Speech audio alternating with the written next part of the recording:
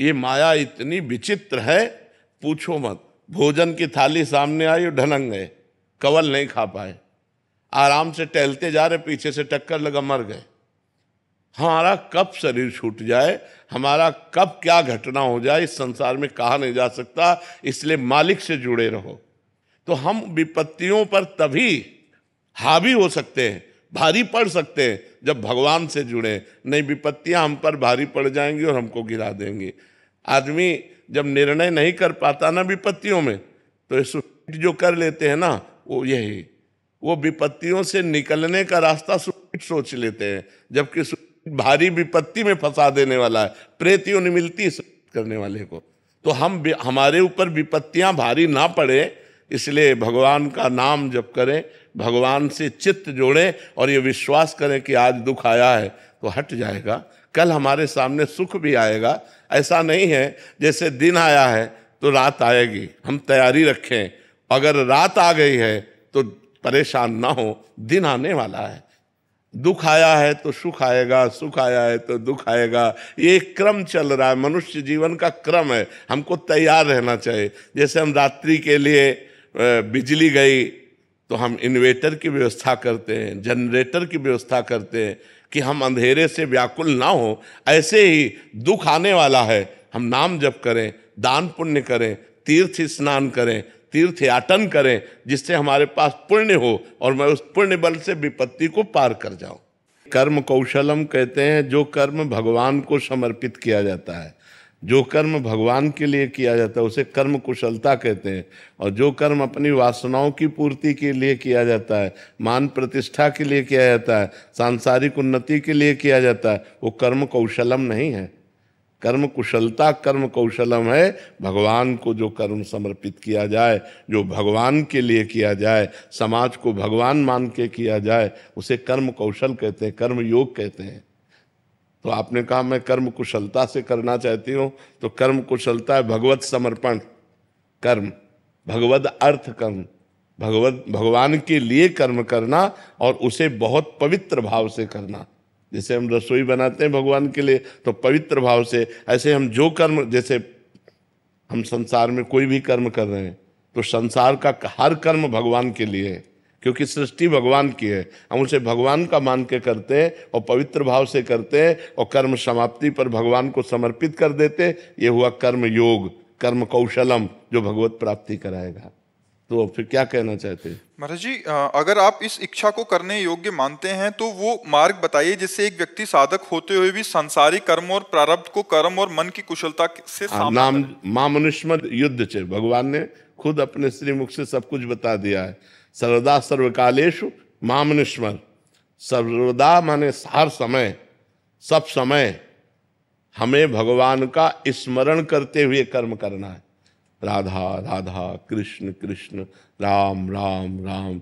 जो काम कर रहे हैं भगवान का स्मरण करते हुए कर रहे हैं। जो हमें पद मिला है, जो हमें कार्य मिला है, मानो आप किसी की बहन है, किसी की बेटी है, आगे किसी की पत्नी बने, किसी की माँ बने, जो हमें कर्तव्य मिला उस कर्तव्य को भगवान की पूजा मानकर, सामने वाले में भगवान की स्थापना देख करके कि इसके हृदय देश में भगवान विराजमान है, और वो हम कर्म करें और नाम जप करें, तो गृहस्थ में रहते हुए भी भगवत प्राप्ति हो जाएगी। वो कर्म उसे बांधेगा नहीं। जो कर्म भगवान को समर्पित कर दिया जाता है वो मोक्षगामी होता है, और जो कर्म अपनी वासना के लिए किया जाता है वो बंधन युक्त होता है, वो हमें बार बार जन्म मरण के चक्र में फंसाता है। इसलिए नाम जप करते हुए भगवद अर्थ कर्म किया जाए तो गृहस्थ में रहते हुए भी भगवत प्राप्ति पूर्ण निश्चय है कि उसको प्राप्त हो जाएगी। तनवीर जी चंडीगढ़ से। राधे राधे महाराज जी। महाराज जी, ऐसा क्यों होता है कि सब ज्ञान और विवेक होने के बाद भी मन विचलित क्यों रहता है? इसका कई बार उत्तर दे चुके हैं। भजन की कमी। जब तक अध्यात्म बल नहीं होगा तब तक अपनी जानकारी का प्रयोग नहीं कर सकेंगे। जैसे हमें जानकारी है कि पाप कर्म नहीं करना चाहिए, लेकिन हम करेंगे। जब तक अध्यात्म बल नहीं होगा तब, अध्यात्म बल है नहीं करना है तो नहीं करना है, चाहे प्राण निकल जाए नहीं करना है, और करना है तो करना, चाहे प्राण ले लो तुम। हम ये धर्म का कार्य करेंगे, तुम रोक नहीं सकते। ये होता है अध्यात्म बल। जब नाम बल होता है, अध्यात्म बल होता है, तब फिर राम काज कीन्हे बिन मोहि कहाँ विश्राम। जे गिर चरण दे हनुमंता चले सुगा पाताल तुरंत। अध्यात्म बल, भगवान नाम बल। अब आजकल हमें जानकारियां तो बहुत है लेकिन प्रयोग नहीं है। दूसरों को बताने की जानकारी है लेकिन खुद प्रयोग नहीं है, क्योंकि भजन नहीं है। अगर भजन हो, भगवान का नाम स्मरण हो, भगवान का नाम जप का बल हो, तो हम जो चाहें वो कर सकते हैं। हम अपनी जानकारी का प्रयोग कर सकते हैं। बहुत जानकारी है, हर व्यक्ति को जानकारी है, और अपनी जानकारी का जो प्रयोग कर ले गया वही महात्मा, और जो अपनी जानकारी का प्रयोग न कर पाया वही दुरात्मा, गलत आचरणों में उतर जाता है। तो अपनी जानकारी का हम सही प्रयोग कर सकें, इसलिए मुझे अध्यात्म की आवश्यकता है। शास्त्र श्रवण, संत समागम, नाम जप, इसके द्वारा हमें अध्यात्म बल प्राप्त होगा। भाव्या जी मध्य प्रदेश से। राधे राधे महाराज जी। महाराज जी, भगवान को प्रसन्न करने के लिए सबसे सरल रास्ता क्या है? मंदिर जाना, सत्संग सुनना या व्रत रखना? शरणागत सबसे प्रसन्न करना।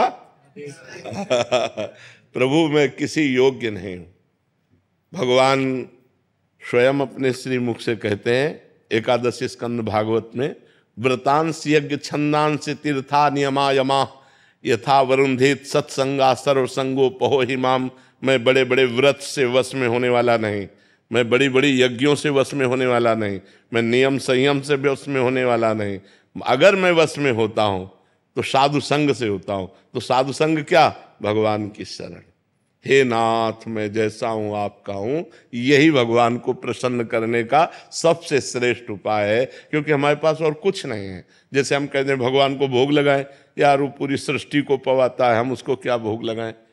अब हम कहते हैं व्रत उपवास रहने, इतने से क्या होने वाला है। यज्ञ करे तो उन्हीं की वस्तुओं से, दी हुई वस्तुओं से यज्ञ कर रहे हैं। सबसे बढ़िया बात है भगवान की शरण होना। हे नाथ मैं आपका हूं, जैसा भी हूं पर आपका हूं। हमें ये दावा नहीं है कि मैं आपके लायक हूं, पर नाथ जैसा हूं आपका हूं। प्रभु मैं आपकी शरण में हूं, सबसे बढ़िया बात है।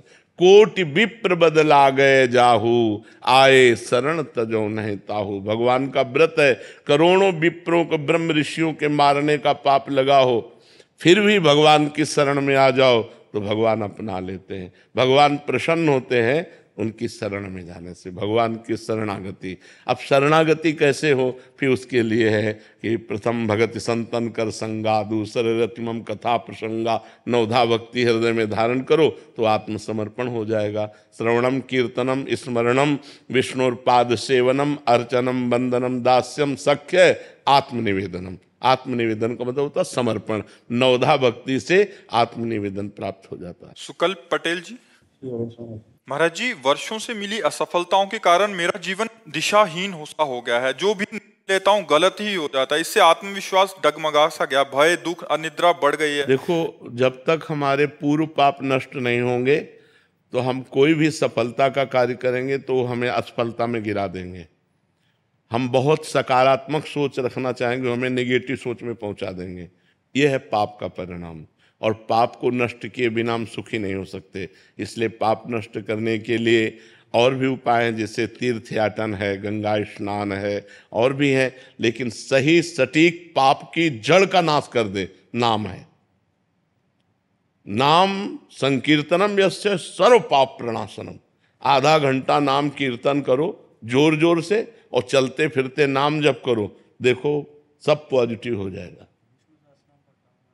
हाँ, हम जो कह रहे हैं नाम कीर्तन करो पहले।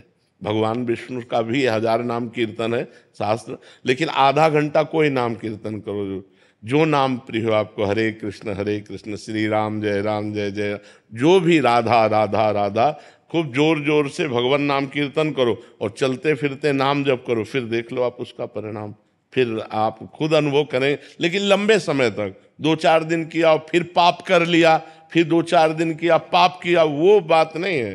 पाप आचरण रोक करके लंबे समय तक करो तो तुम्हारे पाप नष्ट हो जाएंगे, सफलता हाथ लग जाएगी।